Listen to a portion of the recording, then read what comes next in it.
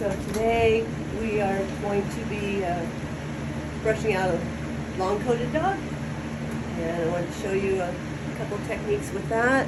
I'm using a coated, curved, bent tooth slicker. I'm not sure if this one's going to be strong enough to get the tangles out. She's got a couple spots that are knotted up. I might have to go to a stiffer brush. But I'm going to start with this. I'm going to do as much of her with this as I can because it's the easiest on her skin. This is Phoebe, my Phoebe. She is a movie star. She's going to be a calendar pinup girl. Huh. She's a show dog. She's a show dog. Yes. I met her at Pet Food Express. Her dad was giving her a bath at the self-serve pet wash, and he had his work cut out for him because her hair was this long on her back. She was just the hairiest Gordon setter that I had ever seen in my life. And I thought, that poor man, she could really use a haircut, and that would make it so much easier for him. And so I gave him one of my cards, and that's how I met Phoebe. Okay, so we'll start with her ears. You'll notice I have my fingers spread along the inside of her ear, and the edge of her ear is right underneath my fingers here.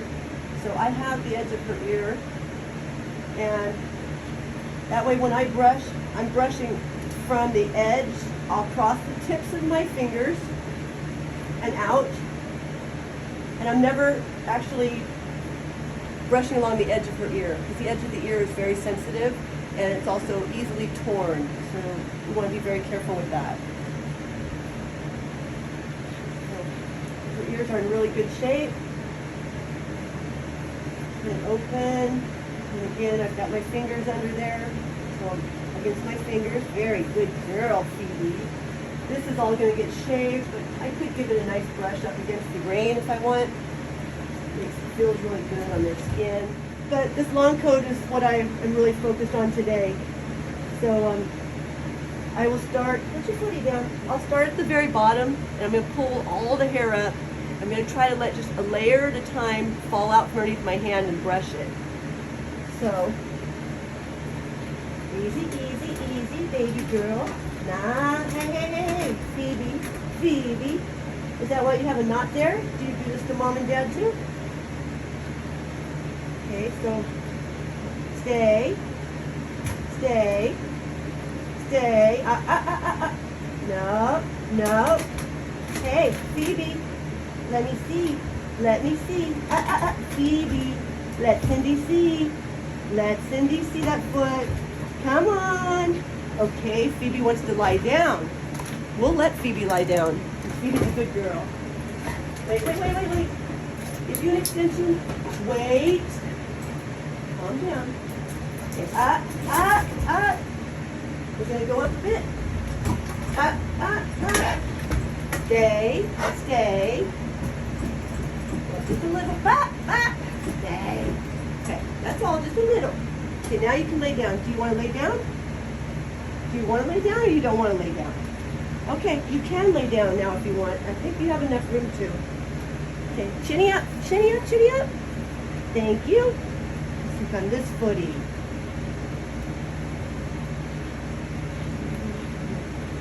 Stay, stay. So, as with any long-coated dog, the thickest part and the part that's going to get mats in it is going to be the part that's deep down underneath the rest. Most people will come up and they'll, give like a once-over. Oh, okay, she's brushed, but that's really not brushed. That's just the top layer.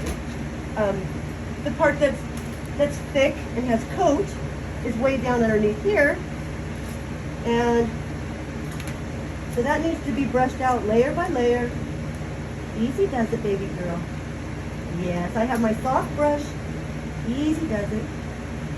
Now she had a couple of spots that are a little bit matted. And so what I did before I started brushing was, first of all, I know my thinning shears very well. A thinning shear is made to take just some of the hairs, cut some of the hairs and leave the rest of the hairs. And most thinning shears, at least if they're professional ones, will tell you what percentage of hair they cut. Nowadays, there's also what's called a what do you call it? It's also a thinning shear, except the teeth are so close together, it cuts like a scissor. So although it looks like a thinning shear, the teeth are, if you look at the edge, the teeth almost are solid or crossed. So this is just going to be just like scissoring, except it gives it a little bit softer edge than, you know, the chop of a scissor. Not a thinning shear. Okay, shears are here. These are 15 to 20%. So if they're 20%, that means 1 of every 5 hairs are going to get cut. Something like that. So anyhow, where she had a couple of matted spots down by her hock and deep down in her front feathering here, I would reach in there like this, and I'd take like 1 snip. And up here, 1 snip. And then that way, once I start brushing, that gives me an advantage where those really thick spots are to help me get some of that matting out. You can get a decent pair of thinning shears for $20, $25. You can get a cheap pair of thinning shears that works good enough for $1.50 at Daiso. Okay, so don't think that you have to like buy fancy, expensive equipment, because you don't. The difference is that what works and what doesn't work. And you can get cheap equipment that works, and you can get really expensive equipment that works. You can also get both of those that doesn't work very good. So unfortunately, you have to often try it to find out if it's good or not.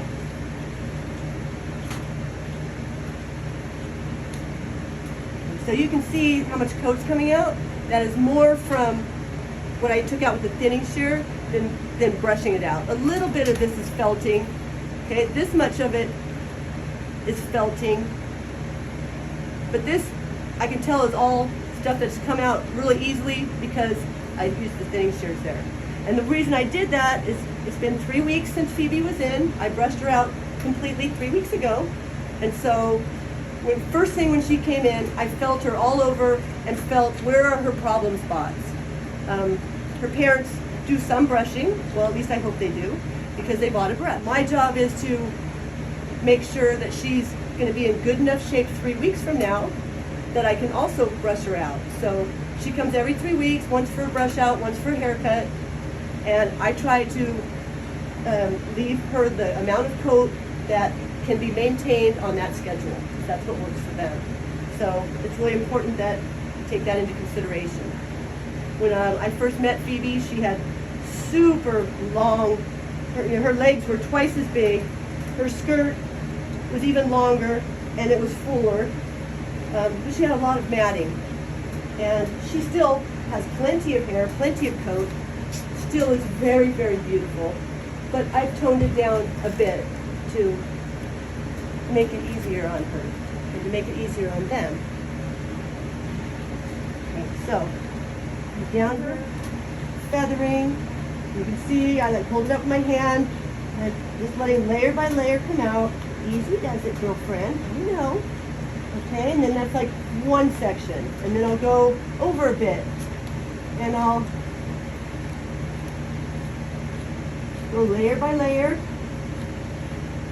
And there's one section, and so on and so forth, all the way around her. I move around a lot. I try not to like brush in one area non-stop for a length of time because it gets tender. You know, you're brushing tangles out. If they have matting up in the armpit, just shave it. They don't need to have hair up in their armpits, and that's really sensitive. You don't need to brush that out. You shouldn't be brushing that out. You just shave that out of their armpits, and you don't have to worry about it. And nobody's going to see it anyway.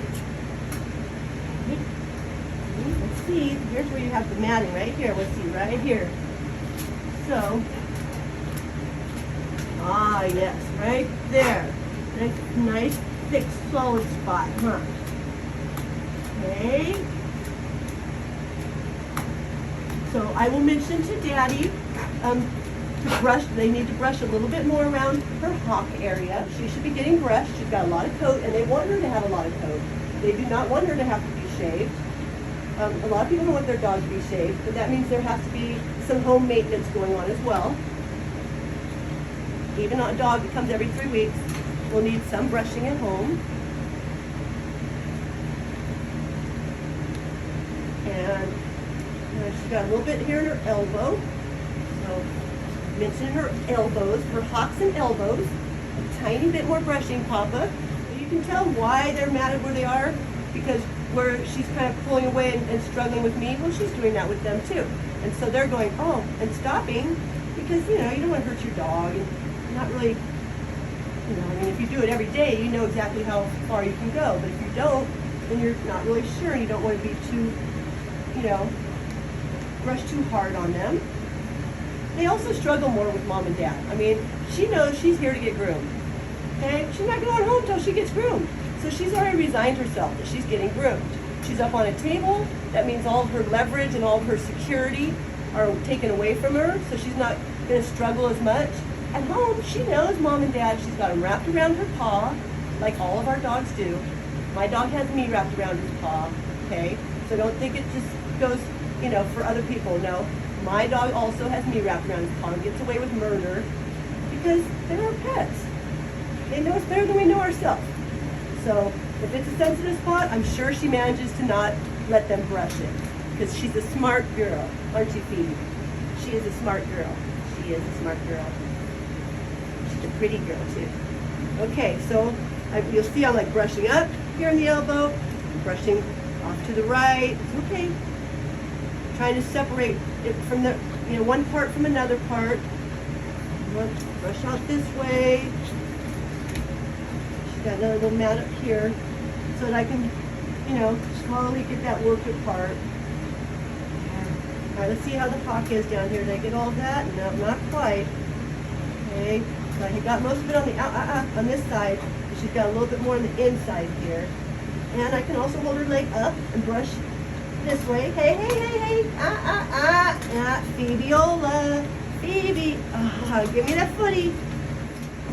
One day I just knelt beside her on a rug on the floor and just brushed her out on the floor. And she just laid there and let me do everything I wanted to do, because she was so much more comfortable on the floor. But my knees can't always take it, but sometimes I do that. And you might want to do that at home. It might be easier just to get down, especially if you have a carpeted house. Okay, you can lay down. And if I sit down, stay. If I sit in my stool, stay. Then she's more likely to lay down. Phoebe, lay down. Lay down here. Come on. All right, then let me just see. Let me see. All right, let's get this one. All right, I got to push all that elbow out. Good girl. Oh, she's a good girl. She is so fine. Oh, most of that's all out. Okay, wait. A tiny bit more here. Still a tiny bit more. Oh, good girl. Wow, so proud of you. I'm so proud of you. Because you're such a good girl. You're such a good girl. It's okay. Come on. Easy. Oh, look at her holding her little leg out. Oh, you're so brave. What a good girl, Phoebe. What a good girl. Always, you need to comment and work on them with their behavior and their cooperation, and always tell them how wonderful they are, and how much you love them, and what a good baby they are. Because they are a good baby. This is hard. This is sometimes hard on them. So you need to keep telling them that you're proud of them, that they're beautiful, that you love them, even when they're giving you a hard time, because they're doing the best they can. And the more you love them, the better their best will be. And the better they'll try. The more they'll try to make it easy. They'll hold their foot up. They'll, hold their ear. I have a bulldog that opens his wrinkle on his nose, which I didn't know was even a thing, but it is a thing. Like a little hatchback. He opens his wrinkle up and lets me get in there and clean his wrinkle. Because dogs want to please. They want to please us. They want you to be proud of them. They want you to go, wow, look at her. Woo, look at that girl. Okay. And then you can hear as the brush slides through, you're getting all the way down to the skin, you can hear that all the tangles are out. And she's like all smoothie.